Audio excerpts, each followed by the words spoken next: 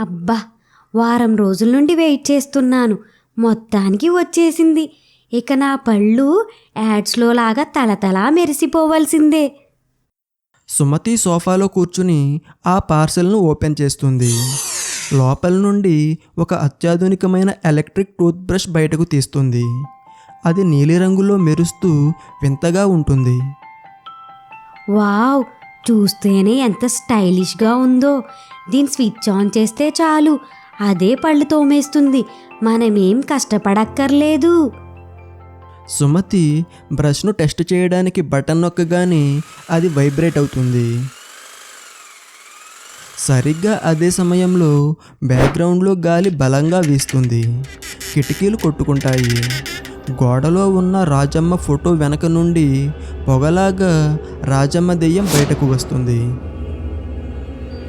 ఏమే సుమతి, ఏంటా రొదా? ఏదో విమానం ఇంట్లోకి వచ్చినట్టు ఆ గోలేంటి? అసలే మధ్యాహ్నం పూట కాస్త పునుగు తీసుకుందామంటే నీ ఆన్లైన్ షాపింగ్ పిచ్చి తగలయ్యా. అత్తయ్య, నువ్వు చనిపోయి 2 ఏళ్ళైనా నీ గోల తగ్గలేదు కదా. ఇది విమానం కాదు, టూత్ బ్రష్. సిటీలో అందరూ ఇవే వాడుతున్నారు. టూత్ బ్రషా? చూడ్డానికి దెయ్యం కొమ్ములా ఉంది. దానికి ఏదో సౌండ్ వస్తుంది. ఆ ముక్కుతో పళ్ళు తోముకుంటే చిగుళ్ళు చిట్లి రక్తం రాదు. ఎందుకే నీకీ పోకడలు? నీకు తెలియదు అత్తయ్య, దీనికి సెన్సార్లుంటాయి. మనం ఎంతసేపు తోముకోవాలో కూడా ఇదే చెబుతుంది. నీలాగా గంటల తరబడి వేప పుల్ల నోట్లో పెట్టుకుని ఊరంతా తిరగక్కర్లేదు. ఊసి నీ తెగింపు తగలయ్యా. ఆ వేప పుల్ల మహత్యం నీకేం తెలుసే? 30 ఏళ్ళు ఆ పుల్లతోనే తోమాను. అందుకే నా పళ్ళు ఇప్పటికీ డైమండ్ లాగా గట్టిగా ఉన్నాయి. కావాలంటే చూడు అని నోరు తెరిచి భయంకరంగా తన పళ్ళను చూపిస్తుంది. అమ్మో, నీ డైమండ్ పళ్ళు ఆపత్తయ్యా, మసిపట్టిపోయాయి.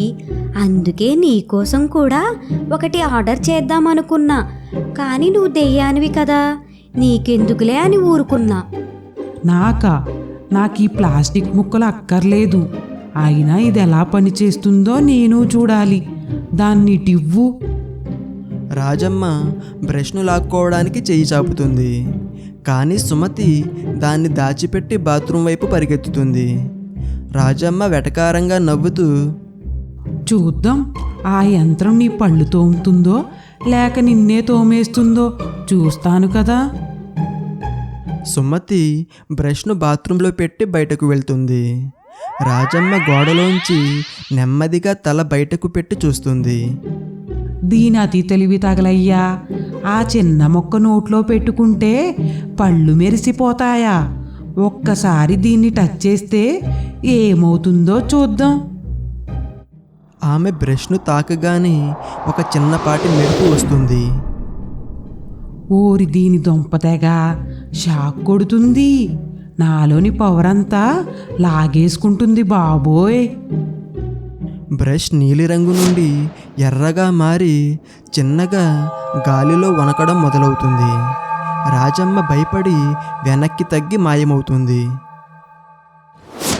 సుమతి తిరిగి వస్తుంది.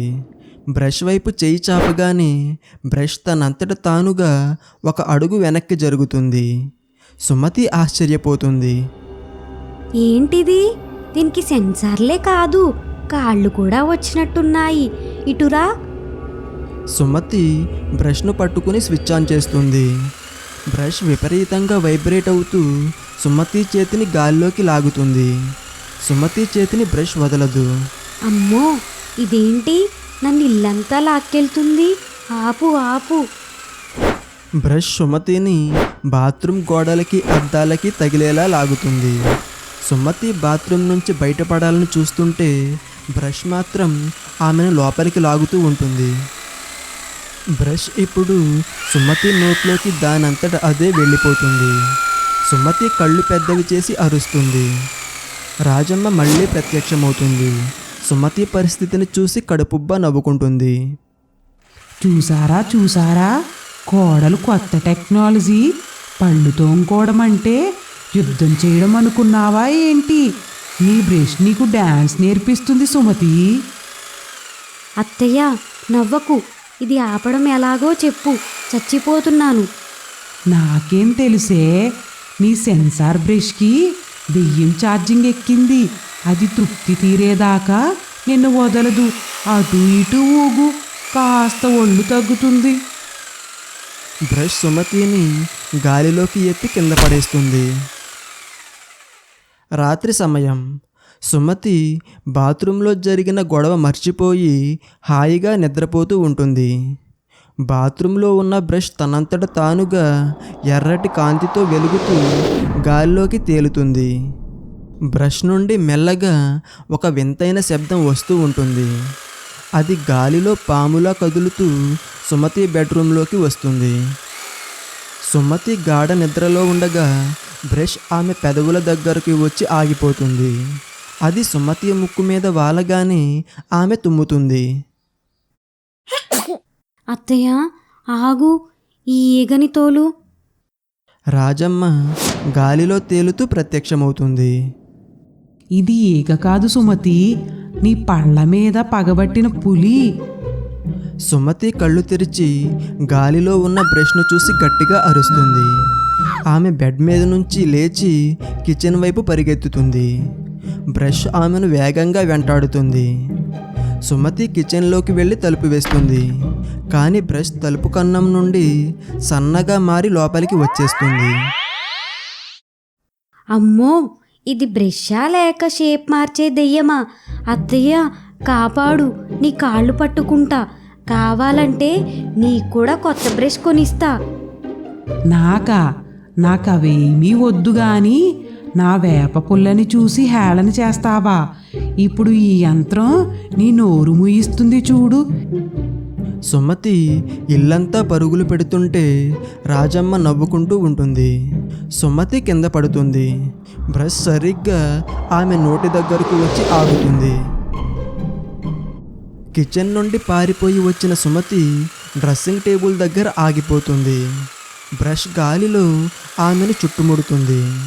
భయంతో వణికిపోతున్న సుమతికి ఒక్కసారిగా గోడకు ఉన్న ఛార్జింగ్ సాకెట్ మరియు స్విచ్ బోర్డ్ కనిపిస్తుంది. ఆగు, దీనికి పవర్ ఇచ్చింది అత్తమ్మే కదా. ఆ పవర్నే దీనికి శత్రువుగా మారిస్తే? అత్తయ్య నువ్వే గెలిచావు. ఈ బ్రష్ ముందు నీ దెయ్యం పవర్స్ ఏ పాటివి అని తక్కువ అంచనా వేశాను. చూడు, ఆ బ్రష్ ఇప్పుడు నీకంటే ఎక్కువ వెలుగుతుంది. నీ దగ్గర పవర్ అయిపోయినట్టుంది. అందుకే నువ్వు పాలిపోయి కనిపిస్తున్నావు. ఏమే, నా పవర్ ఎప్పటికీ తగ్గదు. ఆ వెధవ ప్లాస్టిక్ ముక్క కంటే నేనే పవర్ఫుల్. రాజమ్మ తన అహాన్ని నిరూపించుకోవడానికి బ్రష్ను గట్టిగా పట్టుకుంటుంది. బ్రష్లోని ఎర్రటి కాంతిని తనలోకి లాగేసుకోవడానికి ప్రయత్నిస్తూ ఉంటుంది. అత్తయ్య, ఇప్పుడు అదిగో ఆ సాకెట్లోకి వెళ్తే నీ పవర్ డబల్ అవుతుంది. వెళ్ళు. రాజమ్మ బ్రష్ను పట్టుకుని కరెంట్ బోర్డు వైపు దూసుకెళ్తుంది. రాజమ్మ బ్రష్ను సాకెట్లో పెట్టగానే బోర్డు నుండి మెరుపులు వస్తాయి. పొగ తగ్గాక రాజమ్మ మొహం మాడిపోయి కనిపిస్తుంది.